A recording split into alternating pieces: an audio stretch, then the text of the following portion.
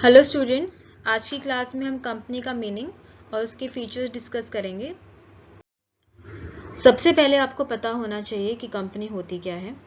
बच्चे, company word Latin भाषा के वर्ड कंपनीज से लिया गया है, जिसका मतलब होता है ऐसे लोगों का ग्रुप जो साथ में खाना खाते थे। लेकिन यहाँ पे हम बात करेंगे कि कंपनी लॉ में कंपनी का मतलब क्या है। इंडिया की अगर मैं बात करूं, जितनी भी कंपनीज हैं वो कंपनीज एक्ट 2013 के अंडर गवर्न होती है और जितनी भी डेफिनेशंस आपको मिलेंगी वो मिलेंगी सेक्शन 2 में। तो हम बात करते हैं कंपनी की डेफिनेशन की। According to section 2 clause 20 of the companies act 2013, a company means a company incorporated under this act और under any previous company law. Companies act 2013 section 2 clause 20 कहता है कि कंपनी वो है जो कि अंडर दिस एक्ट मतलब अंडर कंपनीज एक्ट 2013 के अंडर रजिस्टर हुई हो या फिर किसी प्रीवियस कंपनी लॉ जैसे कंपनीज एक्ट 1956 या किसी भी प्रीवियस कंपनी लॉ के अंडर रजिस्टर हुई हो। नेक्स्ट डेफिनेशन है बाय प्रोफेसर एल.एच. हा ने। बहुत अच्छी डेफिनेशन है क्योंकि इस डेफिनेशन को याद करने से बहुत सारे फीचर्स आपके कवर हो जाएंगे। तो प्रोफेसर एल.एच. हाने के according, a company is an artificial person created by law having a separate legal entity with perpetual succession and a common seal। मतलब कंपनी एक आर्टिफिशियल पर्सन है जो कि लॉ के द्वारा क्रिएट हुई है। मतलब जब कंपनी रजिस्टर हो जाती है तो बन जाती है आर्टिफिशियल पर्सन। मतलब वो सारे काम कर सकती है जो एक पर्सन कर सकता है। इसको हम बहुत डिटेल में पढ़ेंगे आगे फीचर्स में। Having a separate legal entity, जैसे ही कंपनी रजिस्टर हो गई, आर्टिफिशियल पर्सन बन गई, उसकी एक अलग पहचान बन गई है लॉ की नज़र में, उसके मेंबर्स से अलग अब कंपनी मानी जाएगी। With perpetual succession, perpetual succession का मतलब होता है किसी भी मेंबर के आने या जाने से कंपनी पे इस बात का कोई फर्क नहीं पड़ता, कंपनी की एग्जिस्टेंस बनी रहती है। And a common seal, common seal को तुम बोल सकते हो कंपनी की सिग्नेचर, क्योंकि कंपनी एक आर्टिफिशियल पर्सन है। ऑफ कोर्स वो नेचुरल पर्सन की तरह साइन नहीं कर सकती है, बट किसी डॉक्यूमेंट को वैलिड बनाने के लिए वहां पे लगा देते हैं कॉमन सील, जिसपे कंपनी का नाम आपका अंकित होता है। Next topic is features of company. चलिए इन फीचर्स को एक एक करके डिस्कस करते हैं। First feature is incorporated association. Company must be incorporated और registered under the companies act 2013 और under any previous company law. जैसे कि हमने section 2 clause 20 of the companies act 2013 में अभी पढ़ा था कि कंपनी का कंपनीज एक्ट 2013 या किसी भी प्रीवियस कंपनी लॉ में रजिस्टर्ड होना बहुत ज़रूरी है। अगर हम यहाँ बात करें एसोसिएशन की, बच्चा एसोसिएशन होता है ग्रुप ऑफ पर्सन्स, तो कितने लोग चाहिए रजिस्ट्रेशन के लिए। तो यहाँ पे दो इंपॉर्टेंट कंपनीज की हम बात करते हैं, एक हमारी प्राइवेट कंपनी, दूसरी है पब्लिक कंपनी। सपोज आपको प्राइवेट कंपनी बनानी है तो कम से कम 2 लोग चाहिए उसको रजिस्टर करने के लिए, मिनिमम नंबर इज 2। और अगर आपको पब्लिक कंपनी इनकॉर्पोरेट करनी है तो इसके लिए मिनिमम नंबर लोगों का चाहिए आपको 7। इसी तरीके से यहाँ पे मैक्सिमम नंबर की भी बात की गई है। प्राइवेट कंपनी में ज़्यादा से ज़्यादा 200 मेंबर हो सकते हैं और पब्लिक कंपनी में मेंबर्स की कोई लिमिट नहीं है। Next feature is artificial person. A company is a legal entity created by law. जैसे ही कंपनी रजिस्टर हुई, लॉ की नज़र में उसको एक आर्टिफिशियल पर्सन का दर्जा दे दिया गया और अलग पहचान बन गई। It has all the rights and responsibilities of a natural person. जैसे कि एक पर्सन की सारे राइट्स रिस्पॉन्सिबिलिटीज आते हैं, वैसे ही कंपनी की आ जाती है। जैसे कि उसको कॉन्ट्रैक्ट्स में एंटर होने का अधिकार मिल जाता है, अपने नाम पे एसेट्स खरीद सकती है कंपनी, अपने नाम से ही किसी पे केस कर सकती है या फिर कोई कंपनी पे केस कर सकता है। However, it cannot physically act, it operates through its board of directors। चाहे उसको सारे राइट्स मिल गए हों as a natural person, but company का खुद का ब्रेन नहीं होता, कंपनी फिजिकली एक्ट नहीं कर सकती, इसीलिए कंपनी का ब्रेन का काम करते हैं बोर्ड ऑफ डायरेक्टर्स, जो कि शेयर होल्डर्स ही इलेक्ट करते हैं। Next is separate legal entity. बच्चे बहुत इंपॉर्टेंट फीचर है सेपरेट लीगल एंटिटी का। A company has a distinct legal entity from its member. अगर हम बाकी फॉर्म्स ऑफ बिजनेस की बात करें जैसे सोल प्रोप्राइटरशिप या पार्टनरशिप, इसमें ऑनर या पार्टनर को बिजनेस से अलग नहीं माना जाता था, पर यहाँ पे ये बहुत बड़ा एडवांटेज है कंपनी में कि कंपनी में मेंबर्स और कंपनी दोनों को अलग अलग माना जाता है. This ensures that the company's assets and liabilities are separate from those of its share holders. Company की जिससे हम बात की, क्योंकि एक आर्टिफिशियल पर्सन है, इसकी सेपरेट लीगल एंटिटी है, वो अपने नाम पे ही एसेट्स खरीद सकती है. जो लायबिलिटी होगी कंपनी के नाम पे होगी. शेयर होल्डर्स की पर्सनल लायबिलिटीज या एसेट्स कंपनी से अलग माने जाते हैं. The principle of separate legal personality was affirmed in the Solomon case. बच्चे एक सोलोमन का केस था जिसमें सोलोमन एक मेजर शेयर होल्डर था, फिर भी उसको कंपनी से अलग माना गया था. तो ये एक बहुत बड़ी बात है यहाँ पे. Next feature is limited liability. The liability of a company's member is limited. पहले ऐसा नहीं था.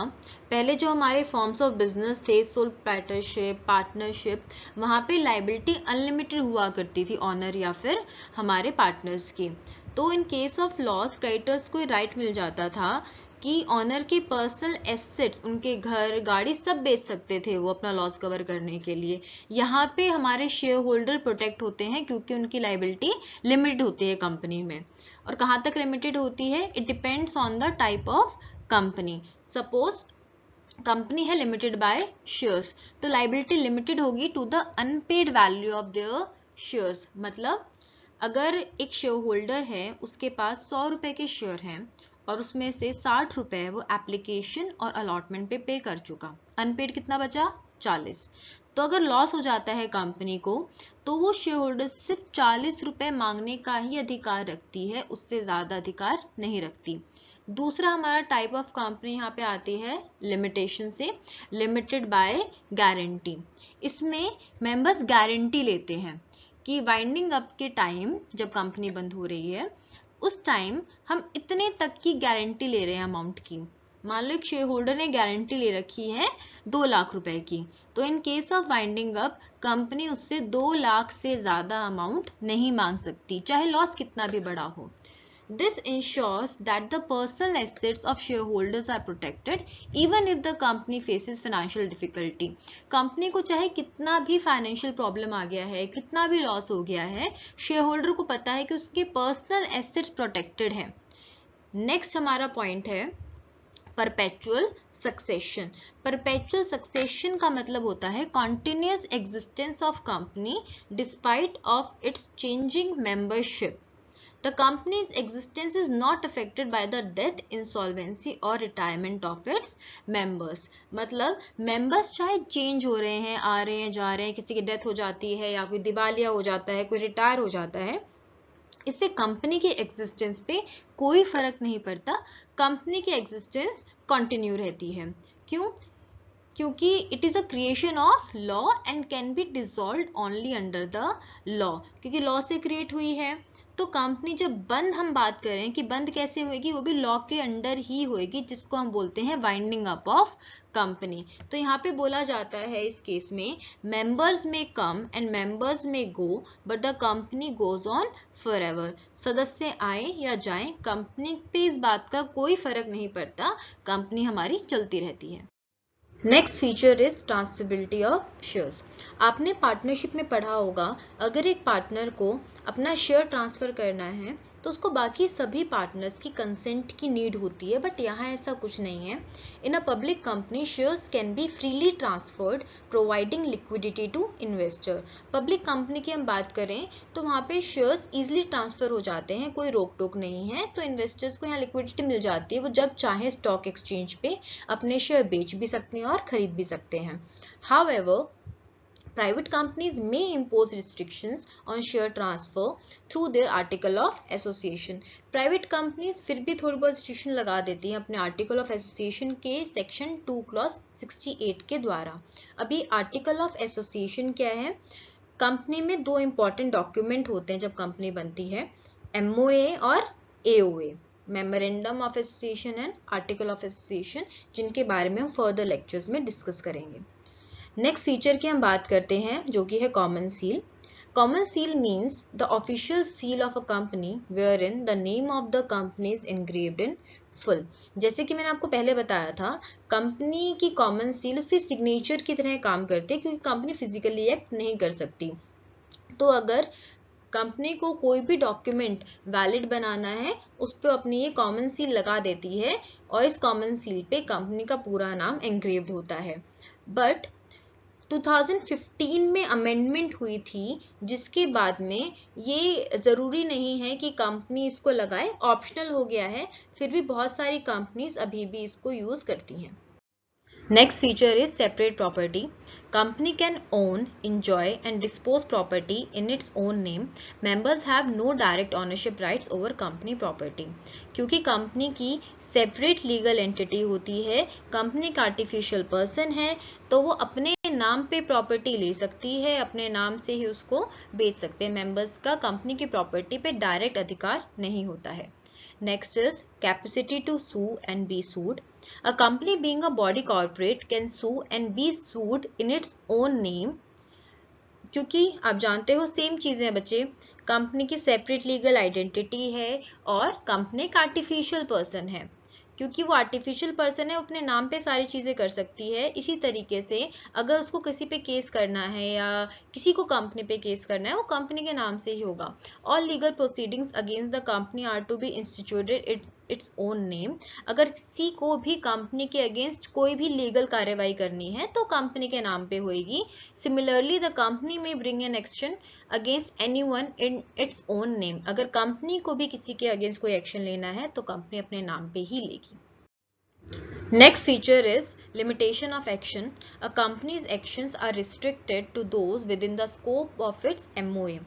अगर कंपनी बन गई, इसका मतलब ये नहीं कि कंपनी कुछ भी कर सकती है।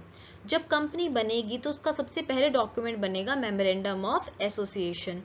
इस डॉक्यूमेंट में कंपनी का पूरा स्कोप लिखा होता है कि कौन कौन सी एक्टिविटीज कंपनी कर सकती है और कंपनी के एक्शंस उस एक्टिविटी तक ही रिस्ट्रिक्टेड होते हैं, उससे बाहर कंपनी जाके काम नहीं कर सकती। No company can cross its limitation of action and if any act done beyond it will be deemed to be ultra virus.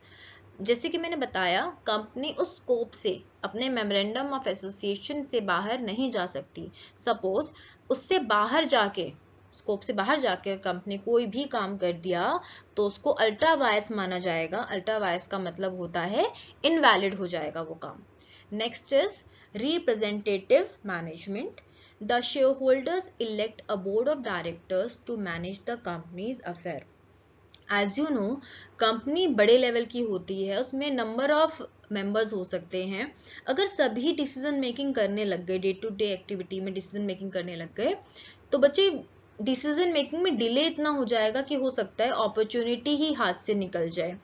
और सेकेंडली ये भी है, मान लो अगर डिसीजन टाइम पे ले भी लिया, जरूर नहीं है जिसके पास पैसा है शेयर होल्डर के पास, उसके पास नेसेसरी डिसीजन मेकिंग स्किल्स भी हों, मैनेजमेंट स्किल्स हो, इसलिए share holder board of directors elect करते हैं।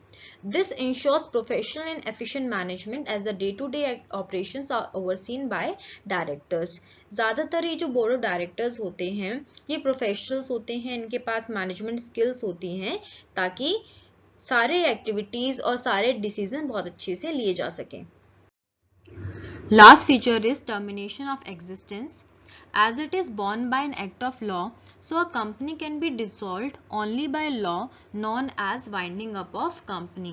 क्योंकि कंपनी का जन्म लॉ से होता है, किसी कंपनीज एक्ट में रजिस्टर होके होता है, इसलिए अगर कंपनी को बंद करना है वो भी लॉ के द्वारा ही हो सकता है। इस प्रोसेस को हम बोलते हैं winding up of company. Okay students, that's all for today. I hope आज का टॉपिक आपको क्लियर है, बट स्टिल अगर आपका कोई भी डाउट है या कोई और टॉपिक आपको कवर करना है तो आप मुझे नीचे दिए गए कमेंट सेक्शन में बता सकते हैं। Thank you for watching. Please like, share and subscribe for more such videos.